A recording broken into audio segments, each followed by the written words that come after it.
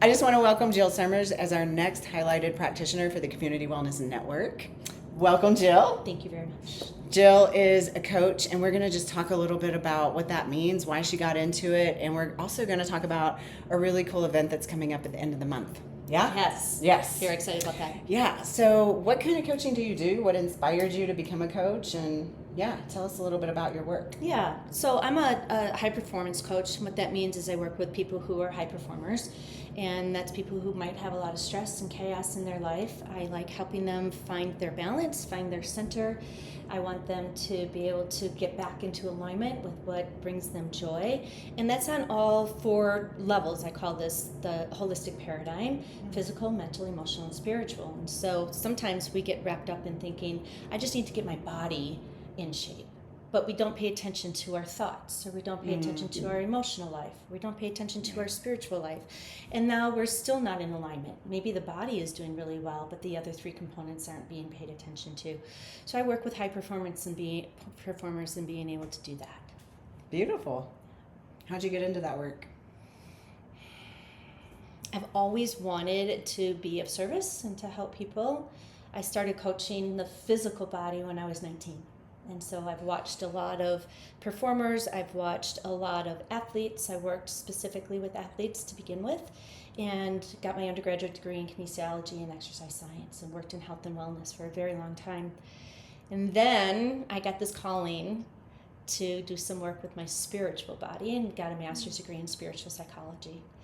During that time, I was really, really involved in my own inner work. That was a big part of the schooling, and realized how much of our subconscious is running the show based on some of our family of origin issues. And, both good and bad. But the idea is that we want to be conscious and make decisions that are on point rather than just happening in the background. Yeah. So that was a really big awareness for me.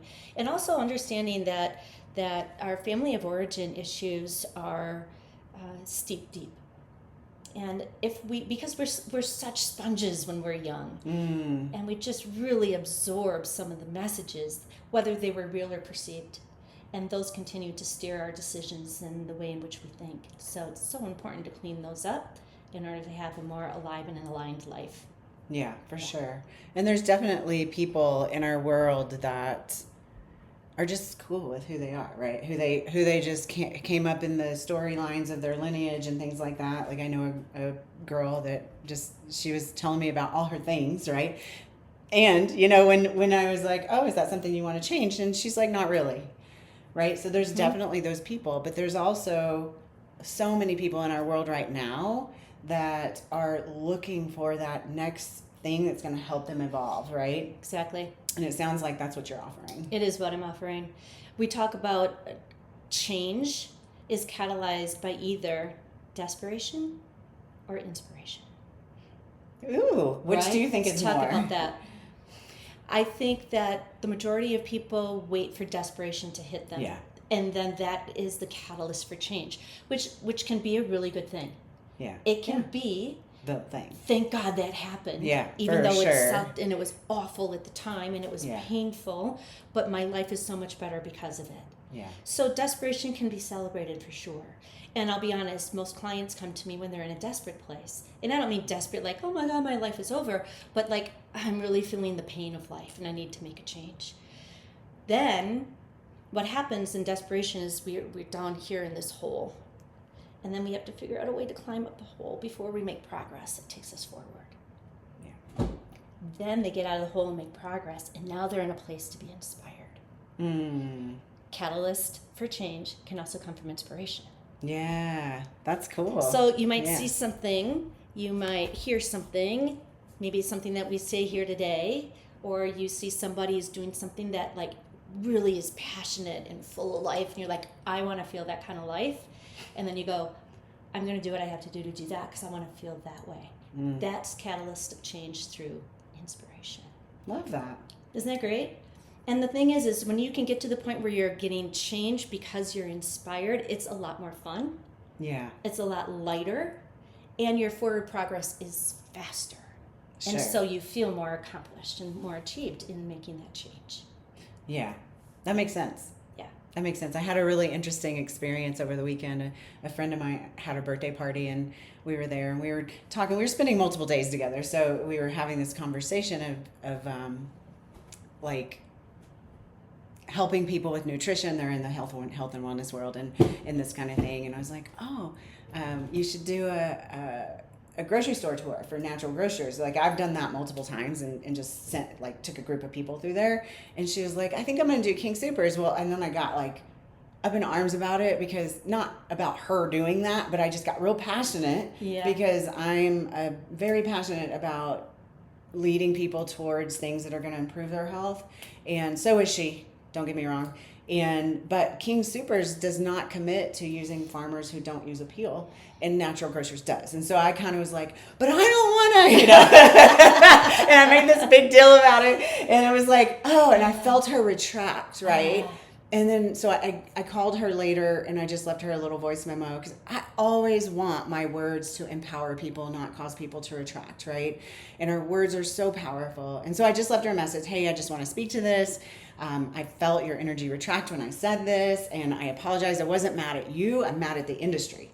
I'm mad at King Soopers. I'm mad at like the whole thing that I didn't get to vote on this thing, right? And so it ended up that it was fine, because she was retracted for something else that was happening in her life that she explained to me why that triggered her. So we never really know why people get triggered. But I say that all because it's like this place of inspiration also can be like this place of, oh, did I overstep my line? And how do I find like that place where it's okay to actually be passionate and be myself? She was not mad at me. I was the one that was triggered by my own consideration of how I'm impacting the world with my words, right? But then if it's coming from a place of inspiration, should I hold back, right? Yeah. How do you deal with something like that? I love that you shared that story, and I love that your inspiration came out and your passion, really did come to the surface, because that's one of the things we want to do, is we want to be able to find our voice and be able to deliver it in the way that matches how we feel about it. What you did really well is repair. You went back and you repaired with her. You had the conversation, and you explained where you were coming from. And that is so vital. And here's the thing. When you learn how to repair and have these conversations that can go back and reflect on how you were feeling and how the interaction happened, now you don't have to be so scared about doing it wrong. Cool. Right? Yeah, you have this tool. Like, I can repair anything that I say because I have the courage to share from my heart. Cool. Thank you for that. Yeah, that's helpful. Yeah. I love this. Yeah. This is good. Yeah. Good stuff. Be yourself. Be it all. Well, and of course, learn tools and techniques along the way, because we're gonna fuck up. We do. We just mess up because we're human, and we've got a lot of subconscious themes and patterns that are happening in the backdrop. But as we become more aware and we get more aligned with who we are and how we want to live and how we want to show up, then that can come out more, instead of the fear of, oh, who's going to show up today? I'm just going to be quiet and sit in the corner. Yeah. And then, our soul starts to die, because that's not what our soul came here to do. Or I'm going to be too loud, or I'm going to be too big, or I'm going to make somebody feel weird if I say these things, or like all those conversations tend to go on in the back of our minds. Absolutely. And you spoke to it. She had her own things going on that you had no idea about. No idea. And you wouldn't have known had you not had that repair conversation. Mm-hmm. Cool. Right on. So this is things you teach your people. Things I teach my people. I love it. Yeah. I love it. Yeah. My coaching typically has it has a 4-part process, and it's called REAL. And the first part is to reflect. Like, get really courageous in your ability to reflect. Not just surface reflect. Like, what am I thinking? What am I feeling emotionally? What am I feeling in my body? And get super honest about that. And that can take some time. Yeah. Quite honestly, depending on, how much you've been holding back in the past. Now it's like, wait, what? I get to be honest? I'm kind of nervous about that. So that takes some practice. The next step of the 4-step REAL process is to elevate your mindset, to elevate your mood state, to understand you have control and agency over the way that you think. Again, that subconscious, I'm doing this because I always think of the subconscious as like that iceberg in the ocean. You have that point that's sticking up out of the water, and that's such a small component of what that iceberg really is. All of the epic, massive amount of that iceberg is under the water. That's like our subconscious. Yeah. So our conscious is like from here up. The subconscious is all this stuff down here, and it gets stored in the body.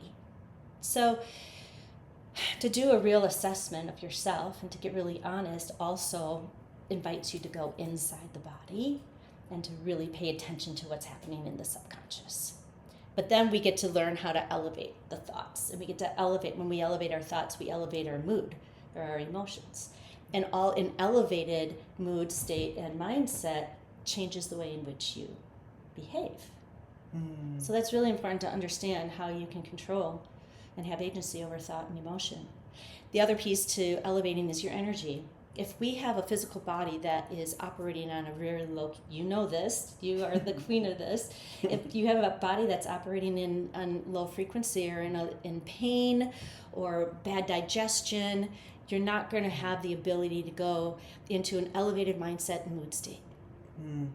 You might be able to for a little bit, but you're not going to be able to hold it. Sustainable. It's not sustainable. Yeah. So then the last piece is to launch, and to launch with action. I'm sorry, the third piece was align. Yeah. Align with what really matters. You're like, what's really important to you? Not what's important to your neighbor or what's important to your parents or your siblings, but what's really important to you. And are you, for example, working your butt off, causing misalignment in your mind state and in your physical state so that you can have that nice big house, right? So what's really, really important to you? And then the last step is to launch, to take action. But you don't take action just because you think you need to take action. You don't just, run the gerbil wheel. You take action from an aligned place. Yeah. And from an honest place because you assessed, and from a place of higher elevated thinking. Nice. Make sure that it's all in alignment and then take action. There's a phrase, I love this phrase, and I tend to mix it up, so be patient with me here. Vision without action is a fantasy. So this is sitting around just daydreaming about what you want in life, thinking that you're going to get it, vision boarding only, writing down what you want only, but not taking action. This is a fantasy. And I believe in fantasy. Like, I believe in taking time to fantasize about things. It's really important. Yeah. But the other side of it is to still take action. But to take action without vision is simply chaos. Yeah. Action without vision is chaos. So now you're moving. I've done this. Yeah. Well, I'm waving my hand trying to get in the screen. Yeah, me too. Yeah, so taking action with vision is alignment. Love this. Otherwise, you're just in chaos. You're in motion, but you're not going the right direction. Yeah, interesting. It just feels like right now in this moment in time is such an important time for your work, because every time I talk to somebody out there, be it in the wellness industry or even someone who works in an office I visit very frequently, it seems like there's just a lot of confusion. People are like, well, I was on this path and I was told to go this direction and now that's not working. I thought I was going to go do this, but now life has changed and I have to go do this, right? And it's like, how am I going to do my work if I'm over here doing this, right? But there's all this confusion. And I think more than ever, it's so important for us to figure out what we're aligning to in this moment, not yesterday, right? What is the new alignment? Because things are changing really fast in our humanity, right? On the planet. And so we've got to be, I believe if we want to serve our highest, that we have to be willing to change and up level as this transition happens. And it sounds like you have a tool, a safety raft for people as they're going through this. And if I were to summarize it and funnel it down into one concept, it's teaching you how to be your own best inner coach. Nice. I want to put myself out of work with you, whoever the client is. I want them to get to a place where they've developed their inner coach that's so strong that they don't really need me. Like, they come back to me for an occasional support, or they come back to me and say, hey, I'm working through my next challenge or my next inspiration. Could you help guide me? Yes, absolutely, I'm with you. But to become your own advocate because you're so honest and real with yourself, that's mwah. Yeah, Yeah. so good. Yeah. I love that. Yeah. Great. And you have an event coming up. I do have an event coming up. The event is a 1 hour workshop called Reset. No, it's not. It's called Unleashed Unleashed, yes. Summer Reset. There we go. And it is about establishing community, connection, and joy, because I believe that those are things that we don't have enough in our lives. Do you know that our previous Surgeon General actually said that we were in an epidemic of isolation, and that it is causing physical, mental, and emotional issues? Wow. That he declared that it's an epidemic. And I think the Western society has done a really great job of teaching people how to be individuals and how to really live their lives and be like, I can do this because it's what serves me. I don't have to necessarily do what the community tells me to do, which I think is really wonderful and fabulous in many ways. The near enemy to that, a Buddhist principle, is we've also created too much isolation. And so many of us are on our own. And we're not connecting enough. So one of my desires is to bring community together and have some fun and joy, because we can elevate through joy. We don't have to elevate just through the heavy stuff. Like, that has its place. Sure. But we can also elevate through joy and having fun, and of course movement. It has to include movement. Awesome. So the workshop is that.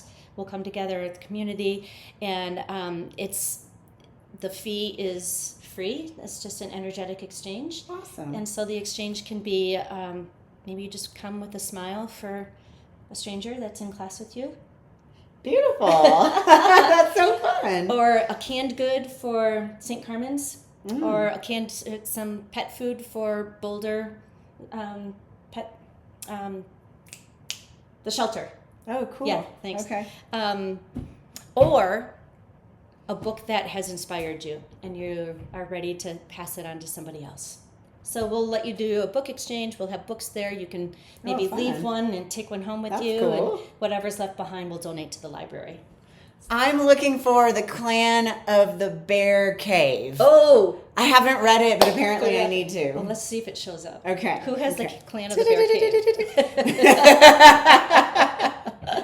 Awesome. Well, this is fun. So is there anything you would like to leave our listeners with, or a little tip or tool you'd like to share? There is a takeaway. As a takeaway, I would encourage you to practice getting honest. It's okay if it's in small little snippets, and get curious. Yeah. Let's close the door on judgment, because judgment spirals us down. Judgment would be like, why are you thinking that way? Or why are you feeling that way? You shouldn't feel that way. Or you've got it all in your life, and everyone says you have it all in your life. Why are you so unhappy? Instead, what if it's like, I still feel like there's some stuff missing in my life. I wonder what that's all about. I'm going to get really curious. And then let yourself spiral up instead of spiraling down. That's a good. really good thing to practice. Yeah. And again, it might happen in small little 2-minute snippets. It doesn't have to be like a 3-hour endeavor. It can just be small. Like, get curious about the thoughts that you have. Beautiful. So important. Yeah. Well, welcome. Thank We're you so very much. excited that you are our next highlighted practitioner. Thank So you. feel free to comment below on your thoughts, or if you have questions for the coach. I'm sure she'd be happy to answer them throughout the month, Yes. or any other time for that matter. Yes. And we'll look forward to having this conversation continue. Fantastic. Yeah. Thank you so much, Brandy. Absolutely. Thank you to her for doing all she's doing for the network. Thanks. It's awesome.